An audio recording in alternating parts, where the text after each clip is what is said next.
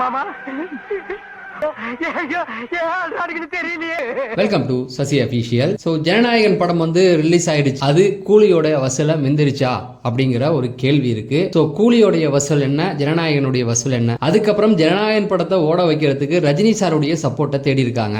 College படிக்கிறப்பலாம் Rajini fan தான். So ஒரு 3 பேர் அந்த விஷயத்தை பண்ணியிருக்காங்க. அது யார் என்னென்ன விஷயம் அப்படிங்கிறத பார்க்க போகிறோம். அதுக்கப்புறமேட்டுக்கு பார்த்தீங்க அப்படின்னா ஹச்சி வினோத்தே இப்போ வந்து ரஜினி சாரை பற்றி ஒரு சில விஷயங்கள் பேசிக்கிட்டு இருக்காரு. அது என்ன, இந்த மாதிரி நிறைய விஷயங்கள் நம்ம பேச போகிறோம். நீங்கள் சினிமா செய்திகள் தெரிஞ்சுக்கணும் அப்படின்னா நம்ம சேனலை சப்ஸ்கிரைப் பண்ணிட்டு இந்த வீடியோவை லைக் பண்ணிடுங்க. ஜனநாயகனுடைய வசூல் எந்த அளவுக்கு இருக்குது அப்படின்னு பார்த்தீங்கன்னா ஒன்றும் பெரிய வசூல் கிடையாது.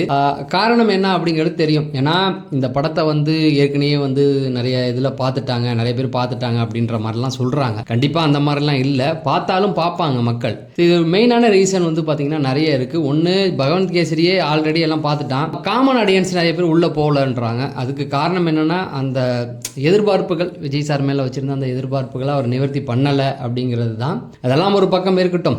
இதில் ரஜினி சாரை வந்து தொடர்ந்து போட்டு அடிச்சுக்கிட்டே இருந்தாங்க இல்லையா. இப்போ ரஜினி சாருடைய சப்போர்ட்டையும் இவங்க தேட ஆரம்பிச்சிட்டாங்க. முதல்ல கூலி படத்துடைய வசூல் இது நெருங்கிருச்சா அப்படின்னு பார்த்தீங்கன்னா கண்டிப்பாக இல்லை. ஜனநாயகனுடைய முதல் நாள் வசூல் பார்த்தீங்கன்னா ஒரு 78 கோடி வரைக்கும் சொல்கிறாங்க. தமிழ்நாட்டில் ஒரு 40லேருந்து 48 கோடி வரைக்கும் தான் இது எடுத்திருக்கு. ஸோ இதுலேருந்து நீங்கள் பார்த்தாவே தெரியும் கூலியோடைய வசூல்லாம் வந்து வேறு லெவல். ஒரு முதல் நாளே வந்து 168 கோடி வரைக்கும் வந்து சம்பாதிச்சிட்டு பாதிக்கு பாதி அந்த அளவுக்கு வந்து வசூல் வந்து கூலி எடுத்திருந்தது.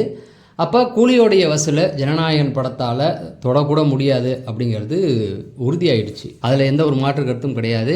சரி, இந்த பக்கம் பார்த்தீங்க அப்படின்னா பல அமைச்சர்கள் போய் படம் பார்க்குறாங்க.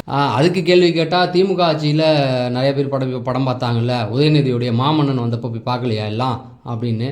எங்களுக்கு ஒன்று புரியவே இல்லை. அவனுங்க சரியில்லைன்னு தான் உங்ககிட்ட கொடுத்தோம். இப்போ நீங்களும் அவங்களே காரணம் சொன்னீங்கன்னா எப்படி? அதில் ஒருத்தர் போய் உட்காந்து கதறி கதறி அழுகுறாரு.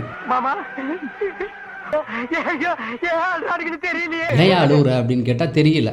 ஏன்னா தளபதியாக கடைசியாக தேட்டரில் பார்க்குறாங்களா, இனிமேல் பார்க்க முடியாதான். யார் வேணான்னா நடிக்க சொல்லுங்கள், நாங்கள் யாராவது அவரை கூப்பிட்டு நடிக்க வேணான்னு சொன்னோமா? இல்லை, அவராக தானே விரும்பி போயிருக்காரு.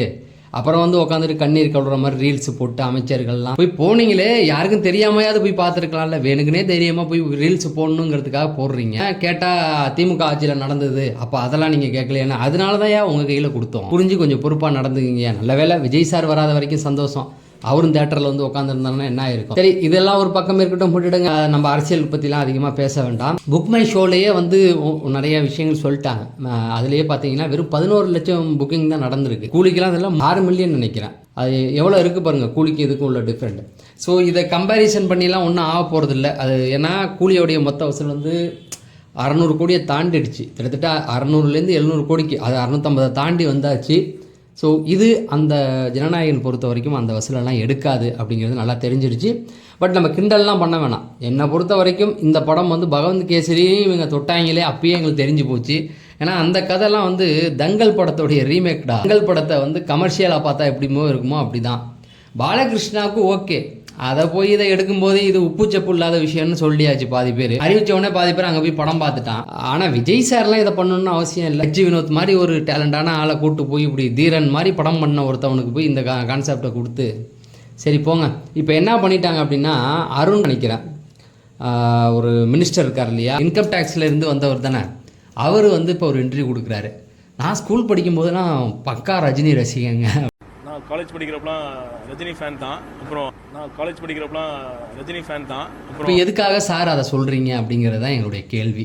எதுக்காக ஜனநாயகன் படம் ரிலீஸ் ஆகி ஓடிக்கிட்டு இருக்கும்போது நான் பக்கா ரஜினி ரசிகன்னு அது தாவக்காவில் இருக்கிற ஒரு மினிஸ்டர் சொல்கிறாரு அப்படிங்கிறத நோட் பண்ணுங்க. ஏன்னா ரஜினி சாரை அந்த அளவுக்கு கேவலப்படுத்தி எவ்வளோ அடிக்க முடியுமோ அடித்தாங்க. அடிச்சுட்டு இப்போ வந்து அந்த மினிஸ்டர் வந்து சொல்கிறாரு நான் ரஜினி சாருடைய ரசிகன். சரி, அது ஒன்று.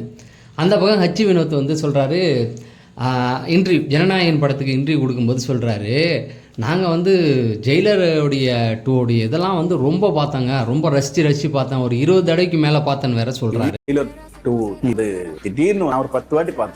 ஜனநாயகன் படத்துடைய ப்ரொமோஷனுக்கு போனவர் ஜெயிலர் படத்துடைய இதை நான் வந்து ரொம்ப ரசித்து பார்த்தேன் டீசர்ன்றாரு. இந்த பக்கம் பார்த்தீங்க அப்படின்னா ஜனநாயகன் தேட்டரில் இன்டர்வல் சீன் இருக்குல்ல, அதில் ஜெயிலர் 2 அந்த டீசர் போடுறாங்க. நிறைய தேட்டரில் போடப்பட்டிருக்கு. ரஜினி சாருடைய சப்போர்ட்டை தேடுறாங்க. எதுக்காக அப்படின்னா இந்த ஜனநாயகன் படத்தை ஓட வைக்கணும் அப்படிங்கிறதுக்காக தேடிக்கிட்டு இருக்காங்களாம். நல்ல விஷயந்தான். ரஜினி சார் வந்து எல்லாருக்கும் ஆதரவு கொடுக்கக்கூடியவர் தான், கட்சி ரீதியே இல்லாமல் யார் போய் பார்த்தாலும் கொடுப்பாரு. என்ன தளபதி போய் நேராக சந்திச்சிருந்தாருன்னா அந்த ஆதரவு கிடைச்சிருக்கும், அவ்வளோதான். எல்லாரையும் போய் சந்திச்சார்ல, அதே போல போய் சந்திச்சிருக்கலாம். இப்போ சமீபத்தில் ரஜினி சார் ப்ரெஸ் மீட் கொடுத்தார்ல, அவர் வாழ்த்து கூறியதுக்கு நன்றி தெரிவிச்சிருக்கலாம். இந்த மாதிரி பண்ணியிருந்தாவே பண்ணியிருக்கலாம். ஆனால் அதெல்லாம் விட்டுட்டு இப்போ படம் ஓட வைக்கணும் அப்படிங்கிறதுக்காக ரஜினி சாரை குஷிப்படுத்துறாங்க. சம்மந்தமே இல்லாமல் ஒரு மினிஸ்டர் வந்து பேசுறாரு, நான் ரஜினி சார் ரசிகன். சரி, ரஜினி சார் ரசிகனா நீங்கள் எதுக்கு அங்கே போனீங்க ஃபர்ஸ்ட்? இதெல்லாம் தேவையில்லாத வேலை தானே.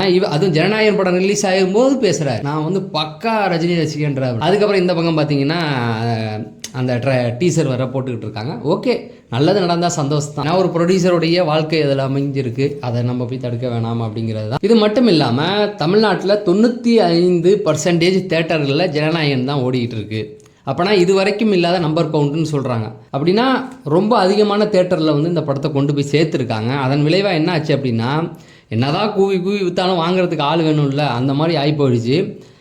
தேட்டரில் வந்து கூட்டம் இல்லை அப்படின்னு சொல்லி தமிழ்நாட்டிலே பல தேட்டர்களில் என்ன பண்ணியிருக்காங்க அப்படின்னா, மெயினான தேட்டர்கள்லாம் ஓடி இருக்கு. பல இடங்களில் என்ன ஆச்சு அப்படின்னு பார்த்தீங்கன்னா, ஃபஸ்ட்டு ஷோ ஷைன் ஷோலாம் வந்து ரத்து பண்ணியிருக்காங்க. கூட்டம் இல்லை, ஏன்னா போதிய ஆள் இல்லாமல் அதை போட முடியாது அப்படின்னு சொல்லி ரத்து பண்ணுறதையும் பார்க்க முடியுது. முக்கியமாக பார்த்தீங்கன்னா தளபதியோட படம் இந்தியா அளவுக்கும் பெரிய அளவில் பேசப்படும். இது தமிழ்நாடு, கேரளா அந்த ஓரங்களில் மட்டும்தான் இந்த படம் வந்து ஓரளவுக்கு வசூல் பெற்றிருக்குதா சொல்கிறாங்க. ஆந்திராவில் சுத்தமாகவே இல்லைன்ட்டாங்க. ஏன்னா அதுதான் ஒரிஜினல் கேசரி அங்கே இருக்குது. அதுக்கப்புறம் கர்நாடகா, தெலுங்கு படங்கள் கர்நாடகாவில் வசூல் பண்ணும், அதனால் அங்கேயும் இல்லை அப்படின்ட்டாங்க. ஹிந்திலெல்லாம் இந்த படம் ஆல்ரெடி டப்புடு, ஹிந்திலையுமே பவந்த் கேசரி வந்து டப் பண்ண செய்யப்பட்டுடுச்சு. அது வந்து இவருடைய one of the best movie பாலையாவோட. அதனால அதை போய் அவங்க தொட்டிருக்க தேவையில்லை அப்படிங்கிறது தான். அதுதான் நான் சொன்னேன். மொத்தமாகவே இந்த படம் வந்து இந்தியா முழுக்க ஓரளவுக்கு பார்த்துட்டாங்க.